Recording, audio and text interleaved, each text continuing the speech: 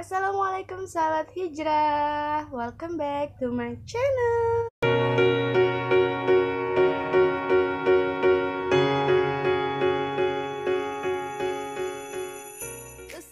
Assalamualaikum warahmatullahi wabarakatuh sahabat hijrah, apa kabarnya? Semoga selalu dalam lindungan Allah, diberikan kesehatan dan keistiqomahannya untuk selalu berhijrah di jalannya. Di video kali ini aku akan membahas apakah boleh bagi wanita yang sedang haid itu melaksanakan ibadah. Tapi guys, sebelum kita lanjut ke pembahasannya, jangan lupa dong untuk dukung aku dengan cara like, komen, dan subscribe, dan share video ini ke teman-teman kalian agar teman-teman kalian tahu apa yang kalian tahu dan agar aku lebih semangat lagi. Pembahasannya, wanita yang haid pasti identik dengan yang namanya nggak boleh beribadah, maupun itu melaksanakan sholat ataupun itu membaca Al-Quran. Nah, bagaimana bagi kita nih para ukti-ukti apabila kita sedang haid tapi ingin melaksanakan yang namanya ibadah? Bisa loh yang namanya melaksanakan ibadah. Yang pertama adalah memperbanyak zikir. Dari Abu Hurairah radhiyallahu anhu, Rasulullah shallallahu alaihi wasallam bersabda, setan mengikat di tengkuk kepala kalian saat kalian tertidur dengan 3 ikatan, yang pada masing-masing ikatan tertulis malammu masih panjang, tidurlah yang nyenyak. Apabila ia bangun lalu berzikir, maka 1 ikatan lagi lepas, dan apabila ia bangun lalu berwudu, maka ikatannya lagi lepas.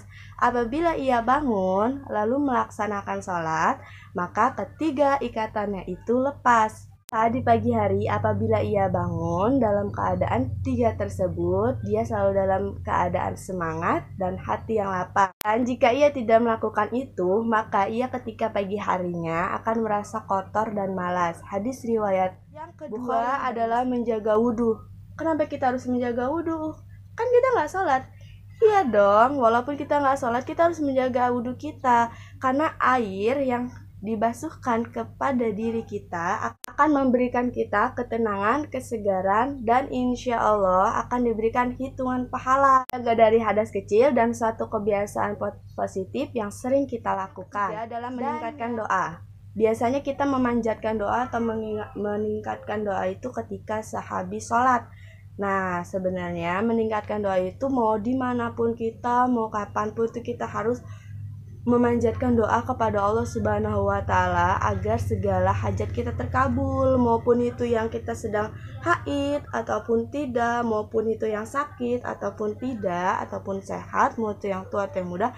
Kita harus selalu terus meminta kepada Allah, karena sesungguhnya Allah itu paling suka hambanya yang meminta, apalagi memohon-mohon. Allah suka banget. Keempat adalah kegiatan beramal. Dari Abdullah bin Ammar radhiyallahu anhu bahwasanya seseorang bertanya kepada Rasulullah shallallahu alaihi wasallam, apakah amalan yang paling baik dalam Islam? Rasulullah shallallahu alaihi wasallam menjawab, memberi makan, mengucap salam kepada orang yang dikenal maupun tidak. Hadis riwayat Muslim. Nah, jadi menebarkan kebaikan ini tidak hanya ketika kita sedang tidak haid aja. Jadi kalau misalkan lagi haid, kita boleh menyebarkan kebaikan. Yang kelima adalah menebar senyum dan kebaikan. Sebenarnya sedekah yang paling mudah itu adalah senyum. Dan senyum itu gampang kan, tinggal ting, senyum sudah dianggap sedekah dan berlipat-lipat pahalanya dan juga berbuat kebaikan. Yang keenam adalah mendengarkan kajian dan membaca buku-buku agama.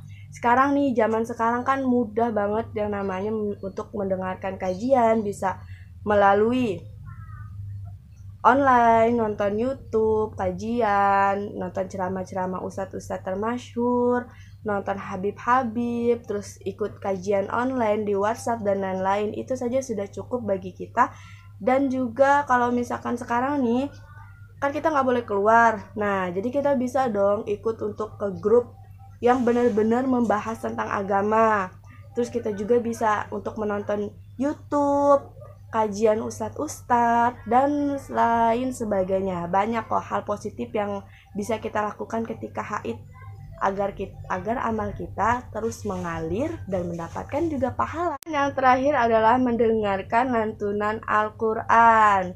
Kita wanita haid emang tidak boleh namanya membaca Al-Quran, tapi mendengarkannya itu gak apa-apa, lebih baik. Dan Masya Allah, sudah banyak kan murotal, apalagi yang namanya sekarang udah ada yang namanya aplikasi Al-Quran. Nah, itu kita bisa, terus yang punya hafalan, kita bisa dong yang namanya murojaah hafalan kita, agar hafalan kita tidak lupa. Nah guys, mungkin cukup sekian video dari saya dan pembahasan saya. Apabila ada yang kurang, mohon dimaafkan, dan kepada Allah saya mohon ampun. Pada kalian saya mohon maaf. Tapi jangan lupa untuk dukung aku dengan cara like, comment, dan subscribe, agar aku lebih semangat lagi mengupload video-video yang baru dan bermanfaat. Yuk kita hijrah bareng agar hati kita tenang. Wabillahi taufiq wal hidayah. Wassalamualaikum warahmatullahi wabarakatuh.